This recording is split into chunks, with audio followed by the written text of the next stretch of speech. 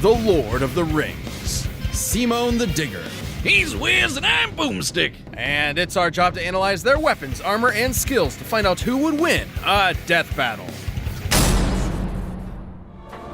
Within the timeless halls, at the dawn of creation, the supreme god Eru and his angelic Ainur created all of existence through a single harmonious song. But one of these angels just had to be a rebel. Melkor ruined that harmony, giving the world its many, many imperfections, like Wiz. Then after messing up God's hit single and going rogue, Melkor took up a new name just to be even more metal, Morgoth. Morgoth's power was impressive, daunting. Several Maiar, essentially lower-ranked angels, joined him in his frightening conquest of the world he had helped create. And the greatest of these followers was one obsessed with destroying all life in the pursuit of bringing about complete order. He used to be Myron, but under Morgoth's reign, he became the one and only Sauron.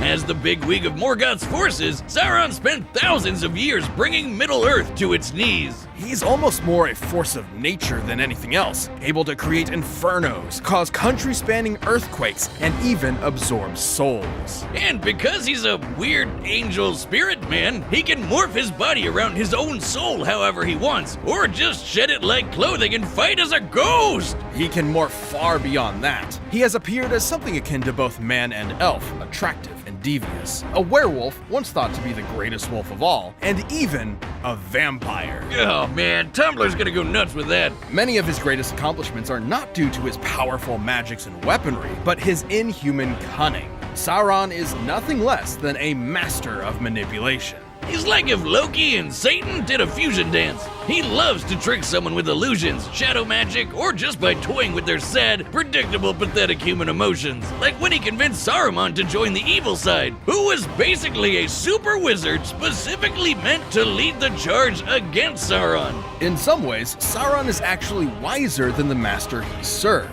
In the most epic war to eclipse all other wars, humans, dwarves, elves, and more united to destroy Morgoth, casting what remained of Melkor into the void. But Sauron saw it coming and bailed faster than me at a divorce hearing, just to show back up centuries later in the fiery pits of Mordor. There, the Dark Lord created a plan to conquer everything. He fooled the elven smiths into forging 19 rings of power and planted them among the leaders of elven, man, and dwarven kind, all controlled by another ring he made in secret. The one ring to rule them all, one ring to find them, one ring to bring them all, and in the darkness bind them. Oh god, that's so epic. Think I'm into poetry now. Forged in the fires of Mount Doom using part of Sauron's own soul, the One Ring amplified his power and let him control the minds and actions of the other ring bearers. The 9 kings of men were especially vulnerable and saw themselves reduced to twisted wraiths bent to Sauron's whims. It wasn't any better for the less kingly humans, so much so that Sauron mind-controlled most of Numenor. We're talking about an island nation that could have had as many as 18 million people, and Sauron had them all at his creepy, pokey fingertips. This led to retaliation from Eru, who had hardly directly intervened ever before, even against Morgoth. Eru sank Numenor, while Sauron was still on it. But the Dark Lord's spirit persevered, indestructible even against the wrath of God. Sauron used the ring to build himself a new body. It may have cost a lot of power, but he took a biblical event to the face and went right back on to being evil. And yet, putting so much power into one object did have drawbacks. Which hit back hard when Isildur subtracted a digit from his hand. The Warrior King did more than just cut off a finger. He took the ring and its power for himself. This act forced Sauron to retreat as a disembodied spirit, threatened by his own power in the hands of another. And should the One Ring be destroyed completely, Sauron's spirit could be rendered impotent beyond repair. It isn't all bad, though. The ring can turn you invisible, create visions of impending doom, and has one hell of a defense mechanism. Yeah, who'd want to destroy it when it makes you want it? It has a will of its own, with promises whispered even the best of us can't refuse. The greatest poultry dinner ever, Boomstick. Bourbon, pecan, parmesan, turducken. It's so precious. What did you just do? What? It sounded delicious. Well, ring or no ring, Sauron's a beast. He's swatted away armies of soldiers, interrupted Mount Doom through sheer willpower. He has total control over his own being and can modify his soul at will. So he can definitely resist someone like spooky ghost Celebrimbor trying to dominate a spirit. And being among the strongest Maiar, the peak of Sauron's power is beyond that of Osei, a lesser Maya, which is specifically important because Osei single-handedly raised the island of Numenor. Yeah, remember that island that got Noah'd? That place. No wonder everyone wants his ring. Who could turn down that much power? Not Isildur. The hearts of men are easily corrupted, and he kept the ring rather than destroy it. But in the end, the ring destroyed him and waited for its master's return. Sauron was rebuilding Mordor into a world-conquering force. And after a little bit of good old-fashioned torture, he found out the ring was in the Shire. The chillest, coziest, dopest place imaginable. Ah man, when I retire, I'm gonna go live in a hobbit hole and just get lit 24/7. And so began the War of the Ring. Sauron's forces covered the land, seeking both the ring and the downfall of man, always shadowed by the symbol of his ever-present influence, the Eye of Sauron. It was a slaughterfest. Middle-earth stood no chance. Everybody basically accepted death by orcs as inevitable. It was hopeless. The kingdoms of men would finally fall for good. Save for the Dark Lord's truest weakness. Sauron's cunning and stratagems were impressive, sure, but ultimately, he never truly understood the people of Middle-earth. In his mind, absolute power was factually irresistible. He never imagined a mere mortal could ever or would ever seek to actually destroy the One Ring. Against all odds and a whole lot of walking, Sauron was defeated. Not by the sparkly new king or the armies of Middle-earth, but by the most unlikely creature imaginable, Elijah Wood. Yet, even as a formless shadow, Sauron's legacy remains one of domination, treachery, and most of all, fear. Fitting for the being that represents, and I quote, as near an approach to the wholly evil will as is possible. Deep underground, Jiha village lived in dreary isolation, oblivious to the wider world above their squalid cave. That's where the hero of our story comes in. The young man who would lead his comrades into the sunlight at last. Kamina, the great and mighty. Oh, and his little brother from another mother, Simon. He was there too, I guess. Simon was a digger, content to drill endlessly through the dirt, until the day he found the core drill. A key that activated the mysterious buried mech that Kamina named Lagann. Under his magnificently masculine leadership, Kamina finally drilled their way to freedom, seeing the sun after a life in the dark. But the sky was by no means the limit. The surface was ruled by the cruel chimeric beastmen, and Kamina would lead his compatriots against them to reclaim the earth for humanity, scoring a second mech in the process, aptly named Gurren. And as befits Kamina and Simon's unbreakable brotherly bond, Gurren and Lagann merged, creating Gurren Lagann. With Kamina piloting the body and Simon the head, these two were unstoppable. Of all the giant fighting robots in all the animes across history, Gurren Lagann might just be the absolute coolest, fueled by its pilot's willpower and capable of making any weapon they can imagine. Including missiles, a jetpack, a sunglasses boomerang, and of course, drills! Wrist-mounted drills, kunai drills, shield drills, kamehameha drills, and everyone's favorite, the Giga Drill Bureku! Side note, it is so funny that the only thing they could think of was drills. That's like if I made booze or something, my whole personality. What up? With Gurren Lagann's awesome power, Kamina laid waste to enemy forces, liberated human villages, and fomented a rebellion against the Beastmen King, Lord Genome. Until Kamina died. Oh, wait, shit, was that supposed to happen? Nope, and it was all Simon's fault. He let his willpower waver, and his soul brother paid the price. After all, he was just a humble digger, at home in the darkness, guided solely by the light of Kamina's spirit. So his big bro left him with these final words. Have faith in the Simon who believes in you.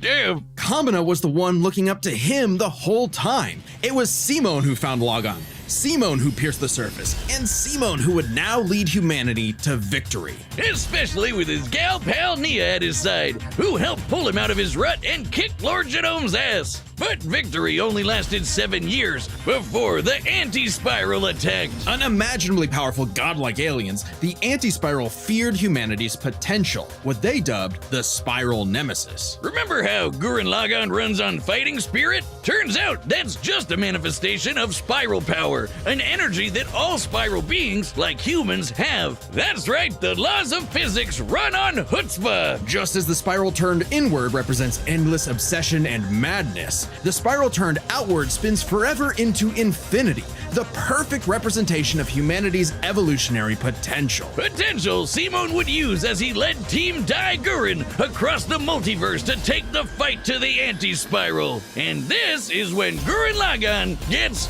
crazy. Channeling spiral power lets you constantly adapt to threats, no matter how overwhelming. Simon can create portals to different realities and higher dimensions. He can generate force fields, absorb energy attacks, and even merge Gurren Lagann with bigger and stronger machines. Creating the Arc Gurren Lagann, which is strong enough to shatter space and time with a punch. Or the Super Galaxy Gurren Lagann, which can fire lasers that are fast enough to hit, and I quote, all time, space, and dimensions, all within a Planck instant. That's the smallest unit of time physically possible. Meaning each laser would have to be moving 4.6 times 10 to the 117th power times faster than light. Oh, well, looks like this wins the award for fastest calculated speed feat in our show's history. Congratulations, Gurren Lagann. Move over, SpongeBob, you've been dethroned. Oh, and the guidebook says they hit an innumerable number of enemies across infinite universes. You literally cannot calculate how fast that is. But it wasn't enough to escape the anti-spiral's greatest trap, the multiverse labyrinth, an attack that imprisoned Simon in his own unique multiverse, forced to experience an infinite number of alternate realities that controlled his mind, permanently arresting him in a dream world. Except Simon and his spiral power are just built different, and after being inspired by his bro, Simon absorbed that whole multiverse to escape. What makes this even more impressive is that this labyrinth was 11-dimensional, meaning Simon absorbed a higher dimensional structure several orders of infinity greater than himself. The jump between dimensions is basically infinite. Each new dimension adds a new direction of space that extends infinitely, thus an infinite gap in size and scope. What? Oh, we're just getting started. Imagine a 2-dimensional drawing interacting with a 3-dimensional person. Okay. That's not too far off from what actually happened. Because when Simon absorbed the multiverse labyrinth, he merged with every alternate universe version of himself, including an alternate universe Simon who is writing his own alternate universe version of Gurren Lagann. And that author's spiral power made his fictional Simon real, adding another to the mix. Wait, if every human being has spiral power, you're telling me we can all do this shit? This all gave our Simone enough spiral power to form the next step in mecha evolution, Tengen Toppa Gurren Lagann. This is when Gurren Lagann gets actually fucking crazy. Like shooting missiles that alter probability so they have a 100% chance of hitting you, or tossing galaxies around like frisbees. Sorry, did I say galaxies? I meant universes. Simon's power was so immense that he started generating super spiral space, a higher dimension encompassing our own universe. With it, Simon turns his thoughts into reality, letting him create his mech and all of its weapons in the first place. Not only does this mean he no longer needs co-pilots, he can also regenerate any damage done to him or his mech just by willing it back into existence. Like when Lord Genome used spiral power to survive quantum breakdown, or the time Nia, now the best wife in the universe, used spiral power to constantly regenerate her body from being erased at the informational level for 7 days straight. Information in physics is essentially the ones and zeros that make up every possible outcome in reality. Nia literally regenerated from the statistical certainty of her own destruction. If I have spiral power, Wiz, when the fuck is my leg growing back? When even this was not enough for the anti-spiral, Simon evolved one more time. Into Super Tengentopa Gurren Lagann! This mech is so big, its size is literally incalculable. And with a drill somehow even larger than that, Simon and his friends shattered the anti-spiral once and for all. Hey, cruel indifference of the universe! Meet the indomitable human spirit! Proving Kamina's words prophetic, that Simon's drill is the drill that would pierce the heavens. With no more worlds left to conquer, Simon chose to wander the earth for the rest of his days, in service to others. Always looking up, for all the lights in the sky are stars, and every star another world of spiral cousins that can live free. All thanks to a humble digger. All right, the combatants are set, and we've run the data through all possibilities. It's time for a death battle!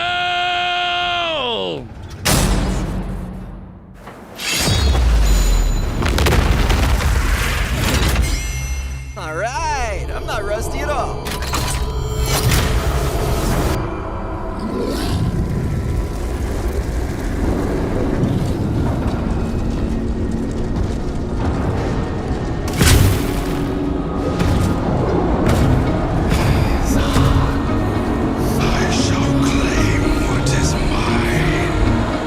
Lagann's mine, officer. Just who the hell do you think you are?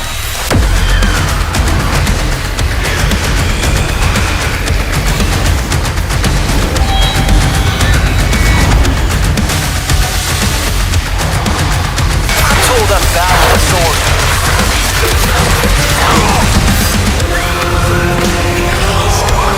I'll tear out your heart.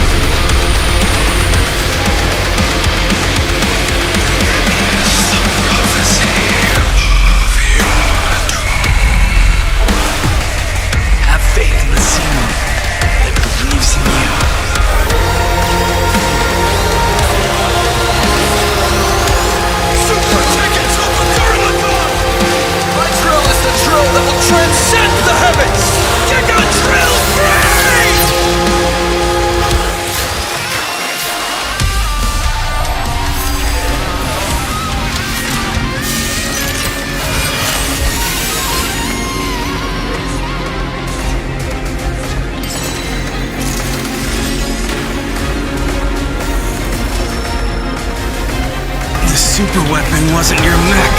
It was me. There is no life in the void. Only death.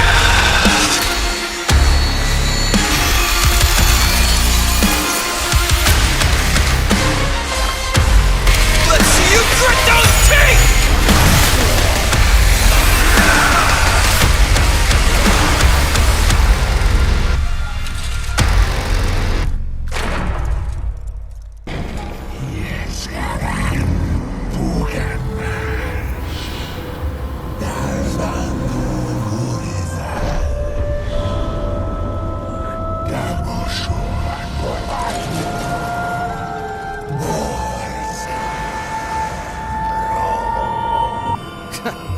Just who the hell do you think I am? KO! For the guy with the snazzy sunglasses! The winner is Simone the Digger.